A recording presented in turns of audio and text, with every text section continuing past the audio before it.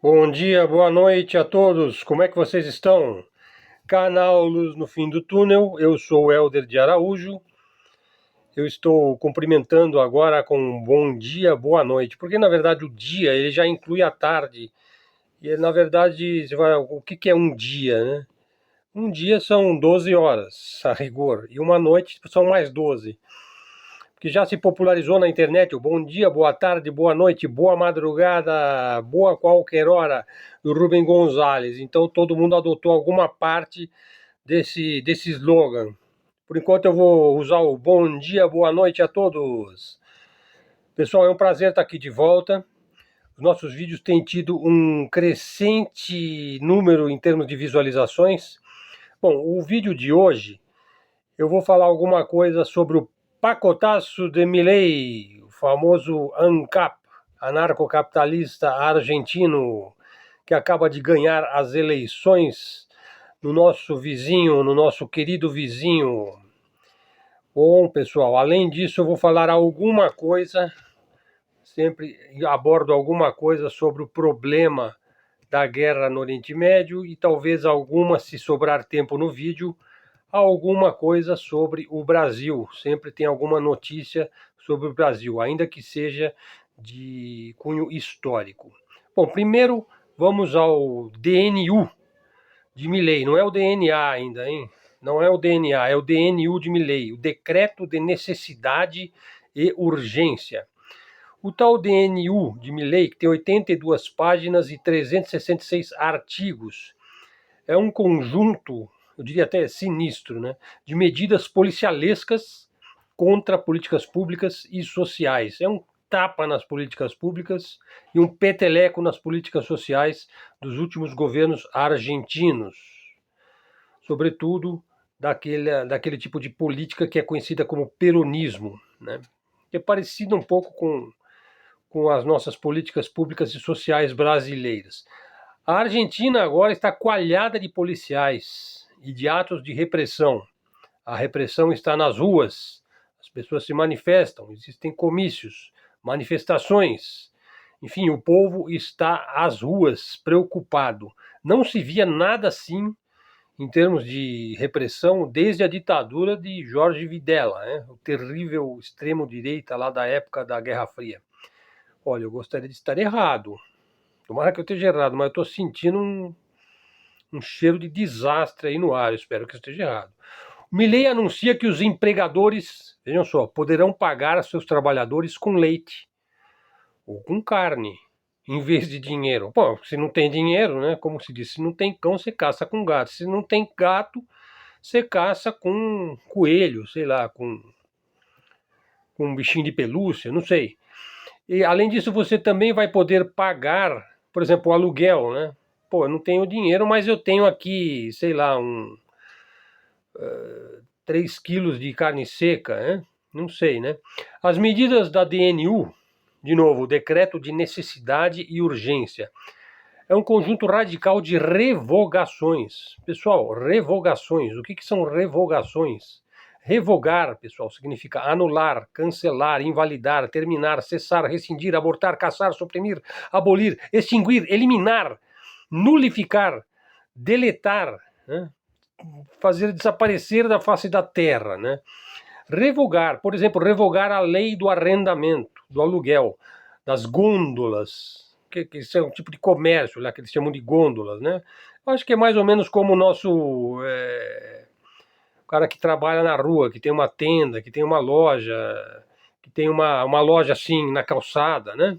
Loja é mais ou menos isso daí, né?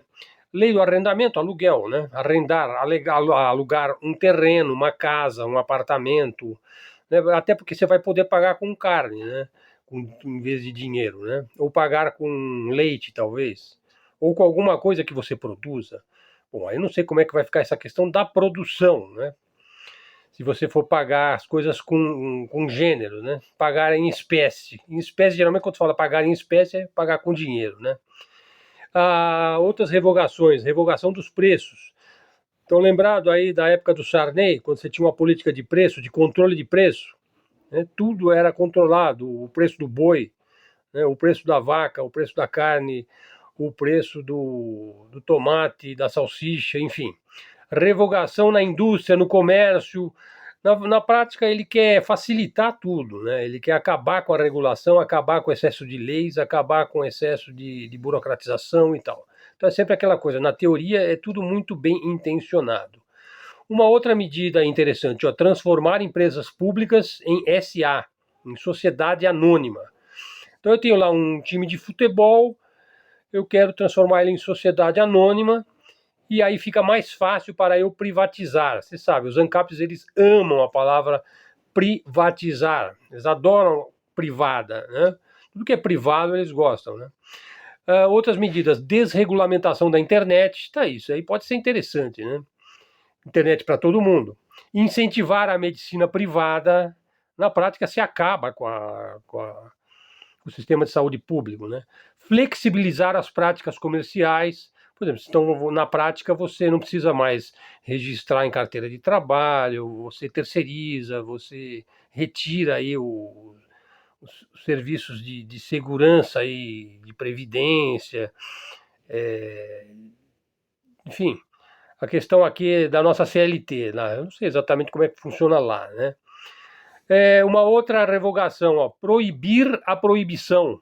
Já viram isso? Proibir a proibição de exportar. Bom, claro, o Milei ele quer que a Argentina exporta, né? Talvez ele queira que a Argentina exporta para o Brasil, né? Para o Lula, né? Para o nosso governo aqui do PT. Talvez ele queira que a Argentina exporte para a China, do Xi Jinping, do PCC, do Partido Comunista Chinês. Outras revogações, ele vai modificar o Código Civil e o Comercial para se adaptar às novas regras, ao pacotaço, que foi estabelecido por decreto, olha só, nem passou pelo Congresso, hein? Segundo o gabinete do famoso ANCAP, trata-se de um plano de estabilização de choque. Na verdade, é um choque, nem se levar um choque, né? Agora você vai funcionar, argentino, né? Inclui um programa de ajuste fiscal, uma política cambial que alinha a taxa de câmbio ao valor de mercado. Tá? Falando economês aqui. E a política monetária para sanear o Banco Central. Ele precisa de sanear o Banco Central, que naturalmente ele está doente, né? Na prática, o pacotaço decretado por Milei significa um tremendo corte no orçamento do governo e mais uma desvalorização do peso. Peso, né? 54% de desvalorização. Bom, pessoal, como eu disse, eu espero estar enganado. Eu acho que o pacotaço do Milei vai ser um sucesso e a Argentina vai se alavancar, vai se levantar, vai se reindustrializar, vai criar milhões de empregos, o agronegócio deles vai bombar. Enfim, é isso que eu desejo para a Argentina, que ela lidere a América Latina, né? Mas eu acho que é o Brasil que vai fazer isso. Mas, enfim.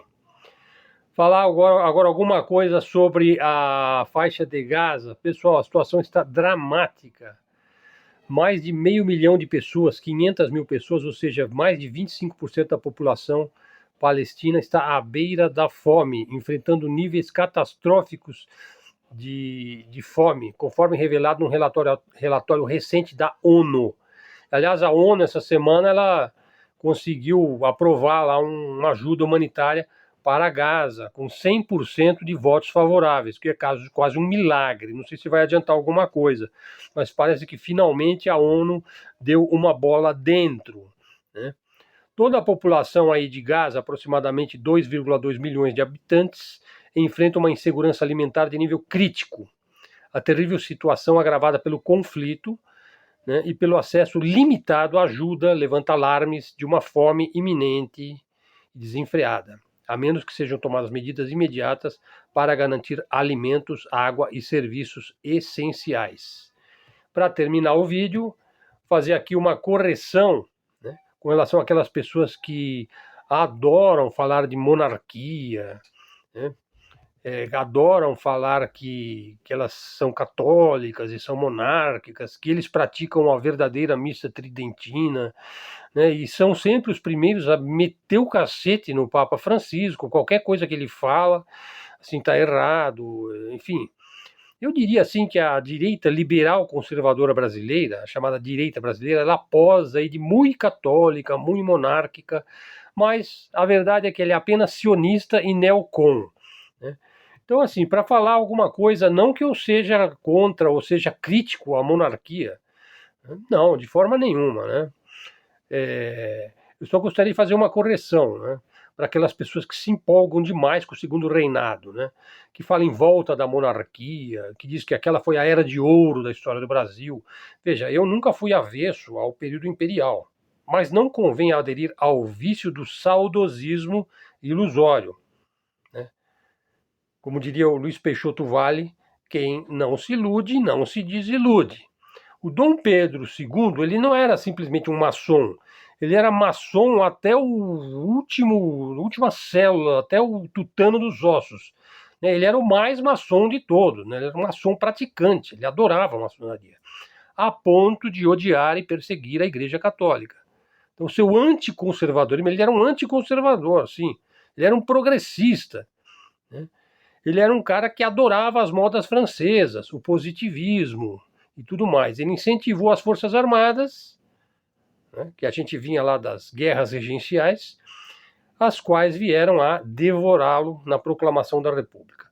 Então eu termino fazendo essa pequena correção aí, não que eu não admire o Dom Pedro II, inclusive eu o admiro pelo seu espírito científico, pela quantidade de línguas que ele falava, por ter liderado aí o fim da escravatura no Brasil e tudo mais, mas há que se dizer, tudo tem níveis, né? Nada é preto no branco, tem a parte cinzenta. Nosso canal é alternativo, a gente faz um vídeo diário de 10 a 12 minutos. Hoje o assunto foi o DNU do Milei, alguma coisa sobre a faixa de gás e uma correção sobre o período da monarquia brasileira Dom Pedro II. Obrigado a todos, prestigiem o nosso canal, dê um like, faça um comentário, traga um seguidor para o canal.